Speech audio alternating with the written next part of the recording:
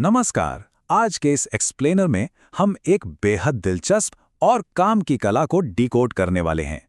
एक ऐसी कला जो शोर को कम करके बिल्कुल सटीक और प्रभावशाली बात कहने में मदद करती है। इसका नाम है सारलेखन। आइए बिना देरी के इस शानदार विषय की गहराई में उतरते हैं। जरा सोचिए, क्या आज की इस तेज रफ्तार दुनिया में किसी के पास लंबे चौड़े उबाऊ भाषण सुनने का समय है? बिल्कुल नहीं। स्कूल के उन दिनों को याद कीजिए जब असेंबली में कोई लंबा भाषण चलता था। बच्चे बोर होकर जमीन पर मिट्टी से डिजाइन बनाने लगते थे, है ना? सच तो यह है कि बिना काम की लंबी बातें सिर्फ ध्यान भटकाती हैं। कम शब्दों में अपनी बात रखना आज के समय की सबसे बड़ी जरूरत है। आज की इस चर्चा में हम कुछ खास बिंदुओं पर बात करेंगे। शुरुआत करेंगे संक्षिप्तता के मूल्य से, फिर समझेंगे सार लेखन असल में है क्या। इसके बाद देखेंगे कि इसका इस्तेमाल कहाँ कहाँ होता है, सार और विस्तार में क्या फर्क है, संक्षेपण की सही प्रक्रिया क्या है, और आखिर में इसे एक बेहतरीन गीली मिट्टी वाले उदाहरण से समझेंगे। तो सबसे पहले बात करते हैं संक्षिप्तता के मूल्य की। जा काम करने दे, फालतू की बातें मत कर। ये सीधा और एकदम स्पष्ट वाक्य हम सब ने कभी ना कभी जरूर सुना है, खासकर घरों में बड़े भाई बहनों से। ये बहुत ही मजेदार तरीके से बताता है कि हमारी रोजमर्रा की जिंदगी में अनावश्यक डिटेल्स के बजाय पॉइंट की बात करना कितना जरूरी है। कम शब्दों के इस्तेमाल से न सिर्फ समय बचता है, बल्कि कही गई बात का असर भी कई गुना बढ़ जाता है। अब आते हैं अपने दूसरे बिंदु पर, सार लेखन की परिभाषा। आखिर सार लेखन है क्या? आसान शब्दों में कहें तो किसी भी विस्तृत, लंबी चौड़ी और जटिल बात को बहुत कम और सरल शब्दों में व्यक्त करने की कला ही सार लेखन है। ध्यान रहे, ये सिर्फ वाक्यों को बेतरतीब ढंग से काटने छाटने का काम नहीं है। ये एक प्रॉपर आर्ट फॉर्म है जिसमें मूल बात का पूरा निचोड़ निकाला जाता है, वो भी उसका असली अर्थ खोए बिना। और इस पूरी कला का एक बहुत ही सुनहरा नियम है, 1/3 यानी 1/3। एक आदर्श सार हमेशा मूल सामग्री की लंबाई का ठीक 1/3 होना चाहिए, न उससे ज्यादा न कम। यही वो सटीक नियम है जो इसे इतना खास और असरदार बनाता है। चलिए अब देखते हैं कि असल जिंदगी में इसका उपयोग कहाँ होता है।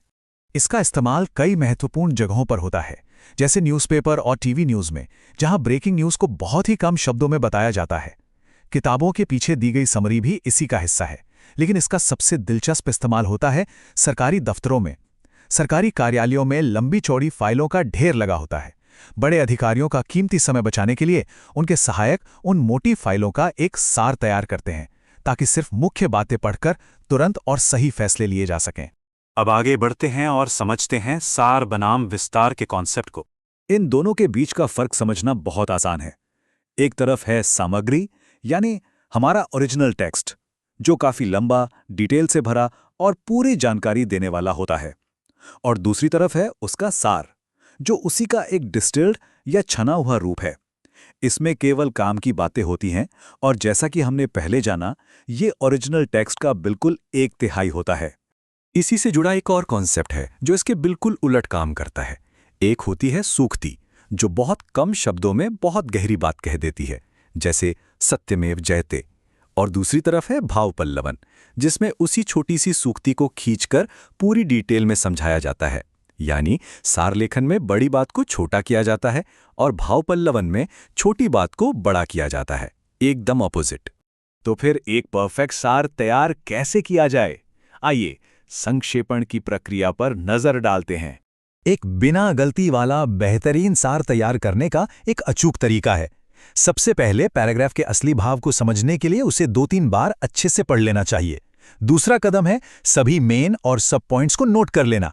तीसरा, उन सारे पॉइंट्स को एक लॉजिकल ऑर्डर में सेट करना।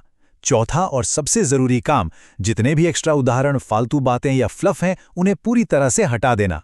और अंत में बची हुई काम की बातों को ठीक 1/3 लंबाई में पिरोकर लिख देना।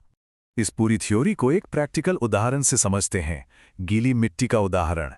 ओरिजिनल सोर्स में एक काफी लंबा और भारी भरकम पैराग्राफ दिया गया है।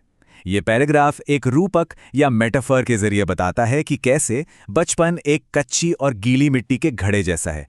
इसे आप जिस भी रूप में चाहें ढाल सकते हैं। लेकिन जब इंसान बड़ा हो जाता है तो वो आग में पके हुए घड़े की तरह हो जाता है, जिसमें कोई बदलाव लाना लगभग नामुमकिन है।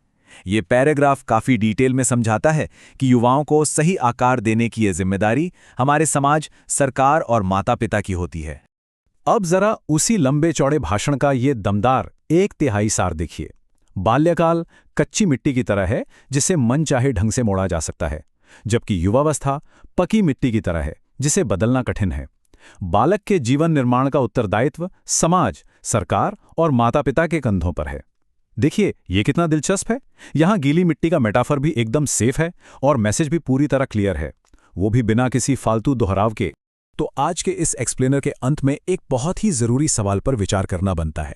हमारी रोजमर्रा की बातचीत, ईमेल्स और ऑफिस के कामों में ऐसा कितना सारा फ्लफ या एक्स्ट्रा शोर मौजूद है जिसे आसानी से 1/3 में समेटा जा सकता है?